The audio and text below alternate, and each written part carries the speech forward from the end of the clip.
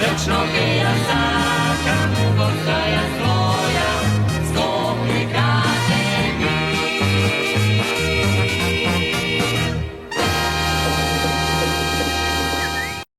Денес стартува 22-те дебармалски средби и серенади посветени на виното и љубовта на празникот Свети Трифун и Свети Валентин.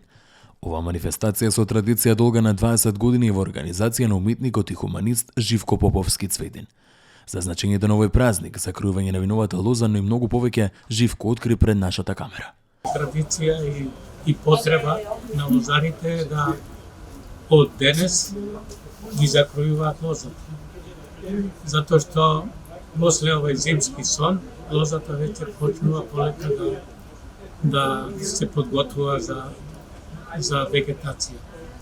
И токму еве на овој празник на лозарите, како што рековте, на луѓето кои се занимаваат со овој кафеаните, значи кои каде што се точи вино, каде што се пие вино како производ на лозето.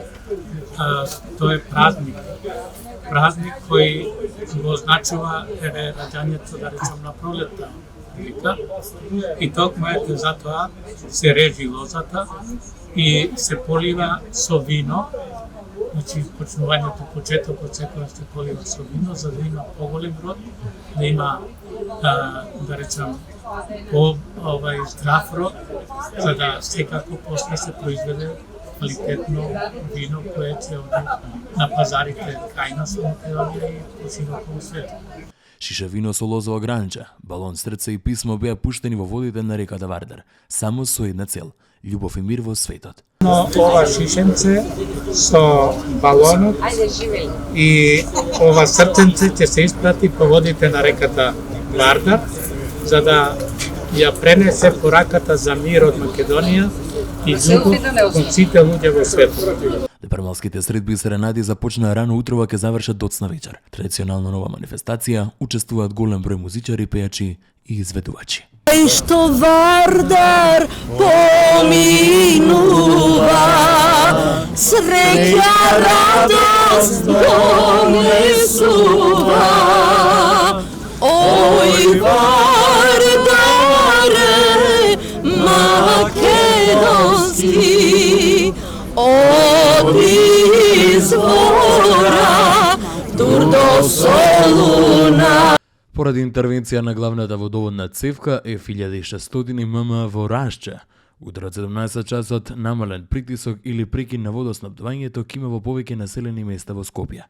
Како што соопшти од јавното предпријатие Водовод и канализација, намален притисок или целосен прекин на водоснабдувањето ќе има во Арнакија, Сарај, Глумово, Горна Матка, Долна Матка, Ѓорче Петров, Влае, Карпаш, Жданец, Нерези, Центар, Клинички центар, Кисела вода, Усија, Пинтија, Драчево, Батинци, Студеничани, Моране, дел од Газибаба, Чаир, Скопје Север, Топанско поле, Автокоманда и аеродром.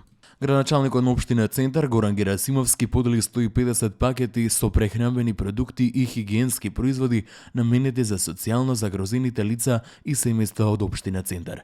Герасимовски подели пакетчиња кои се донација од неколку општествени одговорни компании заедно со представници од невладината организација Банка за храна на Македонија. Општина Центар ги повикува и останатите компании да се приклучат со донации и да поддржуваат хуманитарната иницијатива Нула глад во Општина Центар, со цел да им се помогне на најранливите категории наши сограѓани. Општина Центар секогаш ќе се залага за организирање на разновидни хуманитарни акции за помош онаму каде е непотребно. Таму е Скопје, град мој љубав лише, што ми расте сни. Вечно